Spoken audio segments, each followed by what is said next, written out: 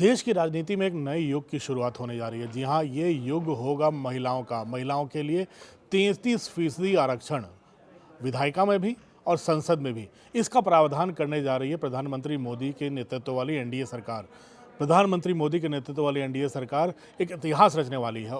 ये इतिहास होगा महिलाओं को की संसद में और चुनाव की राजनीति में ज़्यादा से ज़्यादा भागीदारी, ताकि उनका सशक्तिकरण हो सके। और इसलिए बजट सत्र की एक विशेष बैठक 3 दिन को बढ़ाकर 3 दिन की एक विशेष बैठक बुलाई गई है। 16, 17, 18 यानी 3 दिन संसद बैठेगी। लोकसभा राज्यसभा तीनों दोनों में बिल पेश किए जाएंगे।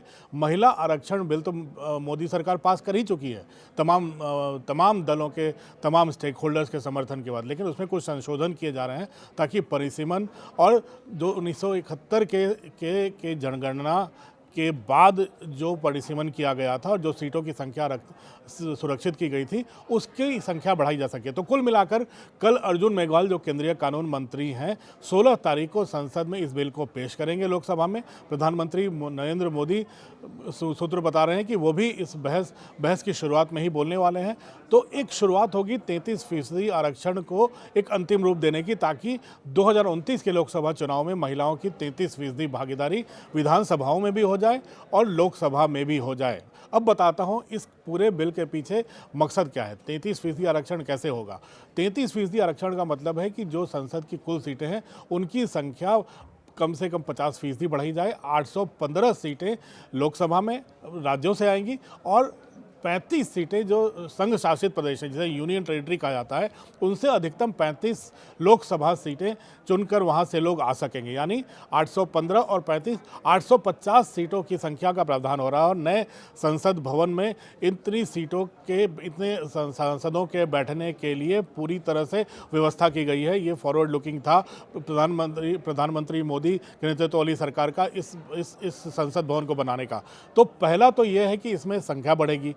दूसरा यह है परिसीमन आयोग, जो कि 1971 की जनगणना के आधार पर बना हुआ था। सीटों की डिलिमिटेशन जिसे कहते हैं, उसके लिए परिसीमन आयोग, दूसरा बिल जो होगा वो परिसीमन आयोग को बनाने को गठित करने की दिशा में होगा कि उसको तमाम कानूनों से मुक्त कर दिया जाएगा। उसके गठन के लिए अब किसी संसद की एक संसद की छोटी सी मंजूरी के बाद परिसीमन आयोग गठित किया जा सकता है। उसके ऊपर कोर्ट की सुनवाई नहीं की जाएगी। तमाम प्रावधान रखे गए हैं ताकि परिसीमन आयोग का गठन किया जाए। उसमें केंद्र उच्चतम न्यायालय के मुख्य न्यायाधीश भी हो सकते हैं या रिटायर्ड जज भी हो सकते हैं। उसमें राज्य चुनाव आयोग और केंद्र चुनाव आयोग के सदस्य, मुख्य चुनाव आयुक्त भी उसके सदस्य रहेंगे। उसके अलावा भी 7, 8, 10 सदस्यों का भी प्रावधान रखा गया है। तो दूसरा जो होगा वो परिसीमन आयोग के एक्ट में संशोधन करने का होगा। और तीसरी जो बात है, जो जनगणना का काम तो शुरू हो चुका है। तो जनगणना जो होगी, जो जनगणना के आधार बनाए जाएंगे, वो 2011 की जनगणना को इसका आधार बनाया जाएगा, ताकि जो सीटों की संख्या है वो 71 के हिसाब से न चले, क्योंकि अब पूरा माहौल बदल चुका है। एक लोकसभा क्षेत्र में 11-11 लोग हैं। और दूसरा जो महिलाओं के लिए आरक्षण किया जाएगा, सीटें आरक्षित की जाएंगी, उसके लिए रोटेशन की पॉलिसी रखी जाएगी। तो प्रधानमंत्री मोदी ने तमाम स्टेक होल्डर्स को चिट्ठी लिखी है, तमाम जो फ्लोर लीडर्स हैं संसद के, उनको चिट्ठियां लिखी हैं। देश की महिलाओं से अपील की है। एक बहुत बड़े सम्मेलन को उन्होंने दिल्ली के विज्ञान भवन में संबोधित किया था और उन्होंने साफ साफ कहा था कि देश की महिलाओं के उत्थान के लिए बहुत बड़ा कदम होगा। और इस महिला आरक्षण बिल में भी SC, ST यानी अनुसूचित जाति, अनुसूचित जनजाति के महिलाओं के आरक्षण का प्रावधान रखा गया है। यानी एक चीज़ तो संकेत साफ है कि अब महिलाओं के लिए इस बार 3 दिन की जो विशेष बैठक होने वाली है संसद की, लोकसभा और राज्यसभा की, इसमें ये तमाम संशोधन पास कर दिए जाएंगे। और कांग्रेस इसका विरोध कर रही है। कांग्रेस का कहना था कि इस पर पहले खुलकर चर्चा होनी चाहिए। कांग्रेस का ये कहना था कि सरकार ताबड़तोड़ बंगाल चुनाव के पहले इस बिल को पास करके महिलाओं को संकेत देना चाहती है, संदेश देना चाहती है, वो महिलाओं के पक्ष में काम कर रही है। जो तीसरी मुश्किल जो ये थी वो है दक्षिण भारत के राज्य।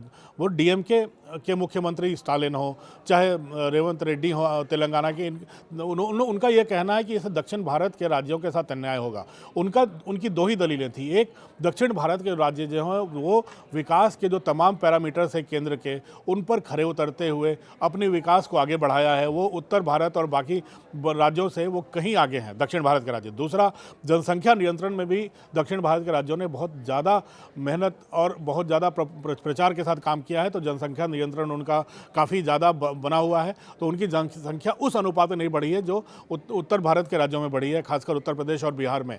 तो उनका ये डर है कि कहीं ऐसा न हो कि उत्तर भारत के राज्यों पर ही कुछ दलों का वहाँ की सीटें जीतने के बाद उन्हें दक्षिण भारत की सीटों की ज़रूरत ही ना पड़े और वो वहीं उत्तर भारत की सीटों से ही और पश्चिमी भारत की सीटों से ही अपने सरकार बना लें वहाँ पर। लेकिन इन तमाम आशंकाओं को केंद्र सरकार के उच्च पदस्थ सूत्रों ने सिरे से खारिज कर दिया है, सिरे से।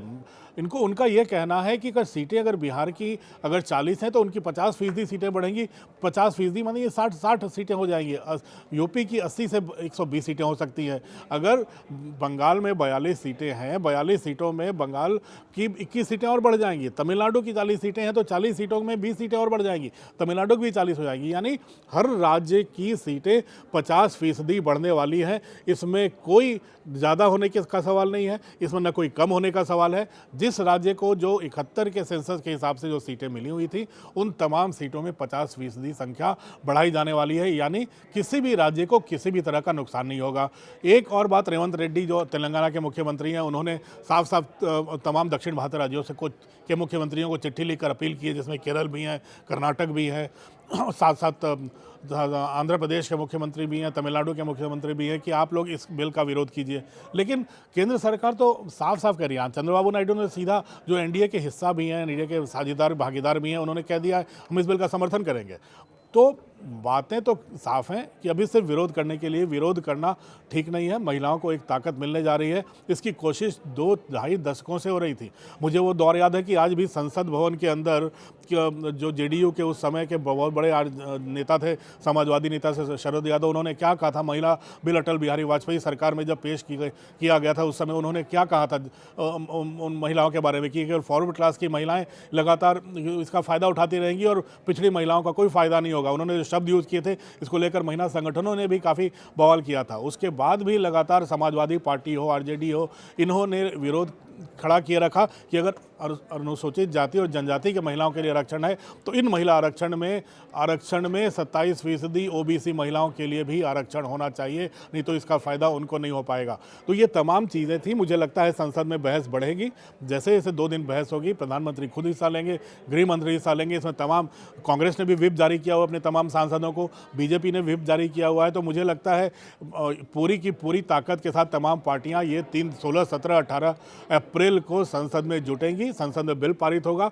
लेकिन सबसे बड़ी अहम बात है कि कुछ भी सुझाव जो आते हैं उस पर सरकार सदन के अंदर ही मिल बैठकर आगे उस पर विचार करने की बात कर रही है। बैठकों का दौर लगातार जारी है और एक उम्मीद सरकार की तरफ से की जा रही है कि वो तमाम स्टेक होल्डर्स, तमाम पार्टियां मिल बैठकर आपसी सहमति से, सर्वसम्मति से एक ऐसा बिल पास करेंगे जो महिलाओं के उत्थान के लिए, महिलाओं के सशक्तिकरण के लिए, आने वाले सदियों में, आने वाली पीढ़ियों के लिए एक बहुत बड़ा उदाहरण साबित होगा। यानी एक नए इतिहास की शुरुआत होने जा रही है।